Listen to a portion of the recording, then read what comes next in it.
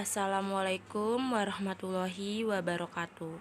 Perkenalkan, nama saya Amelia Novia Fitri dari Prodi Akuntansi S1, Fakultas Ekonomi dan Bisnis, Universitas Mercu Buana. Di sini saya akan mempresentasikan materi hak asasi manusia untuk tugas besar 2 di mata kuliah kewarganegaraan.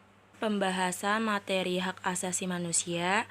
Yang pertama, pengertian hak asasi manusia. Kedua, tujuan hak asasi manusia. Ketiga, perkembangan pemikiran hak asasi manusia.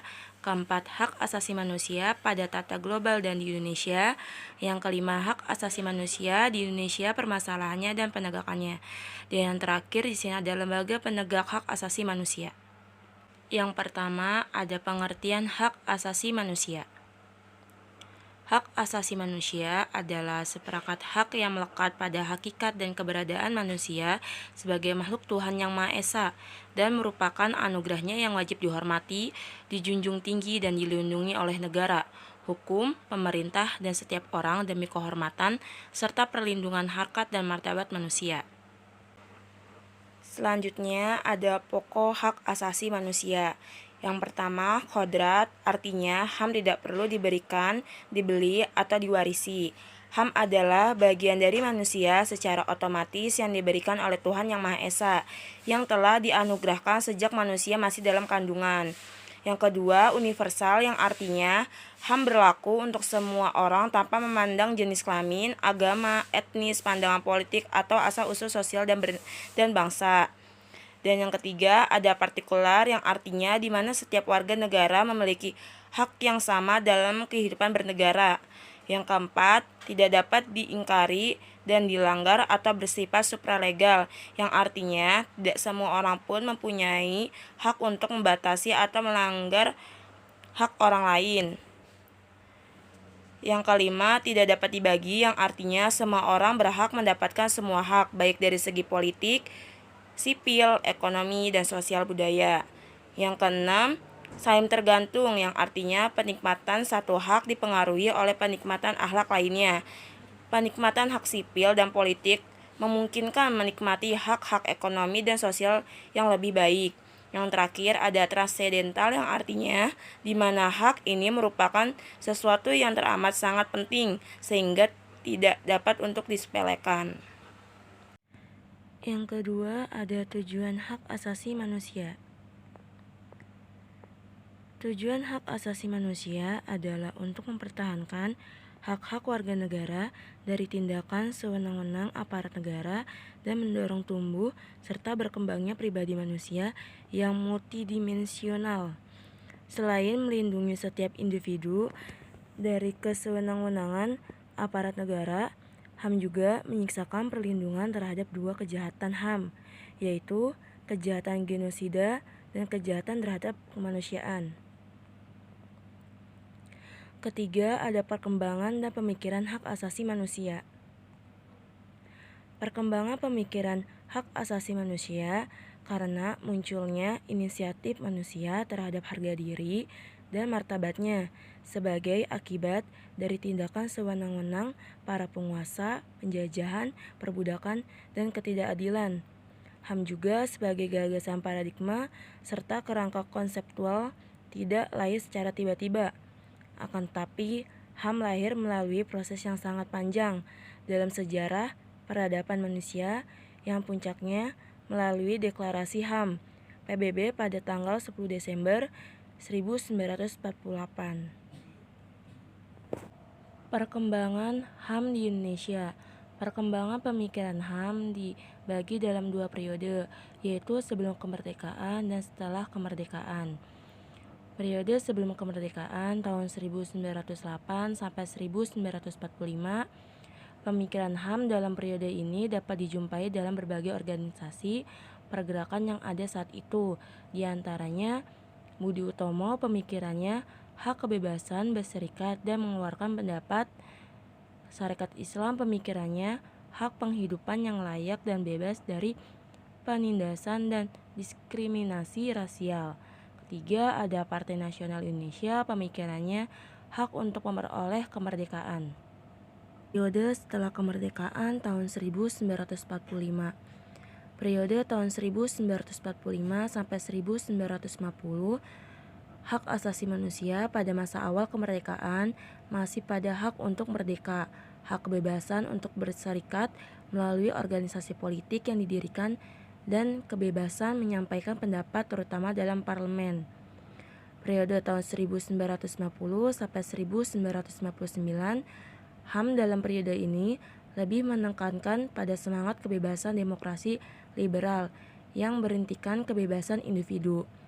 Implementasi pemikiran HAM pada periode ini lebih memberi ruang hidup bagi tumbuhnya lembaga demokrasi yang ada.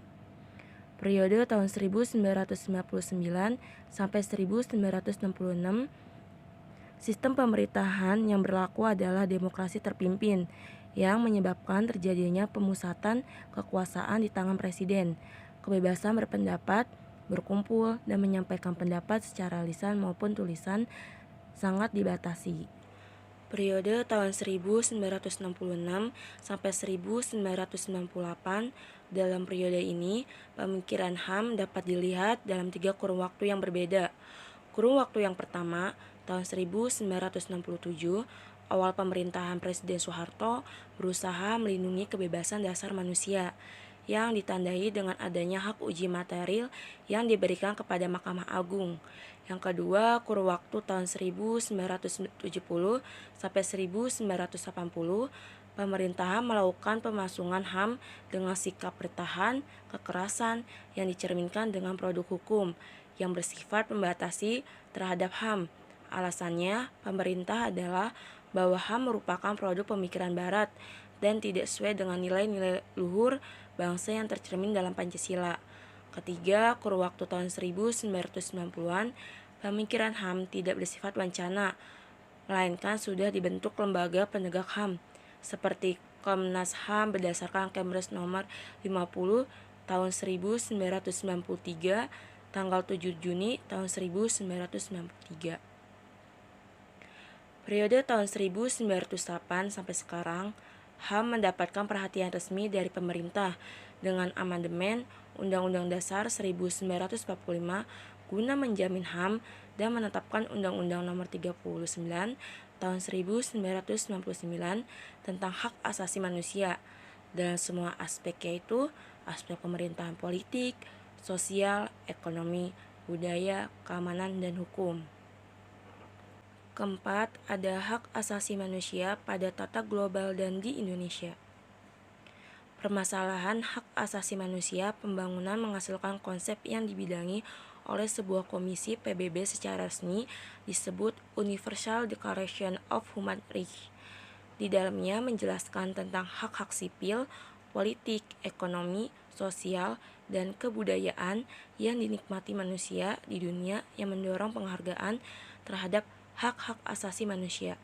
Pada tahun 1957, konsep HAM tersebut dilengkapi dengan 3 perjanjian, yaitu hak ekonomi sosial budaya, perjanjian internasional tentang hak sipil dan politik, protokol operasional bagi perjanjian hak sipil dan politik internasional, dan dalam HAM, hak asasi manusia terbagi ke dalam beberapa jenis, yaitu hak personal, hak jaminan kebutuhan pribadi, hak legal, hak jaminan perlindungan hukum, hak sipil dan politik, hak substansi, hak jaminan adanya sumber daya untuk menunjang kehidupan, serta hak ekonomi, hukum, dan kebudayaan.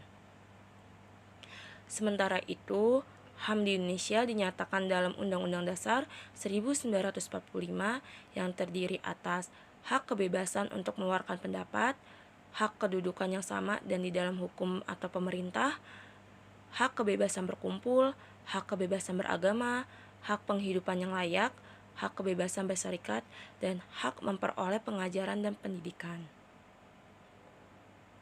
Yang kelima, ada hak asasi manusia di Indonesia, permasalahan dan penegakannya.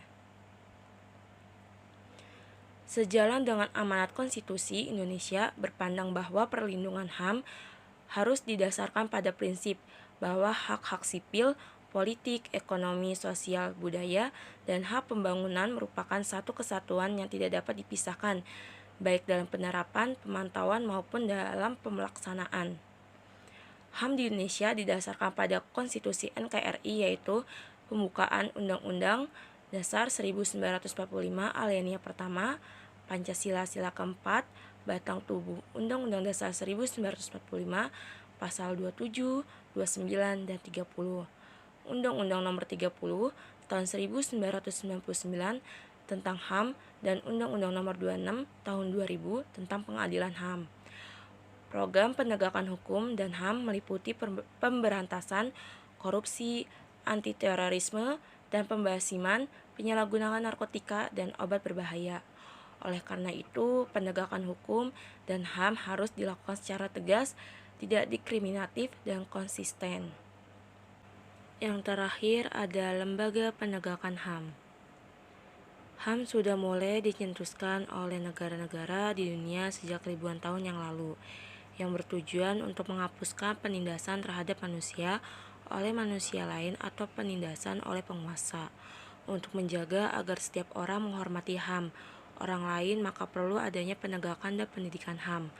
Untuk mengatasi masalah penegakan HAM, maka negara membentuk Komisi Nasional Hak Asasi Manusia atau Komnas HAM. Kedua, ada Pengadilan HAM. Ketiga, Komisi Perlindungan Anak Indonesia KPAI. Yang terakhir, Komisi Nasional Anti Kekerasan Terhadap Perempuan, Komnas Perempuan. Dan demikian presentasi dari saya, kurang lebihnya mohon maaf. Wassalamualaikum warahmatullahi wabarakatuh.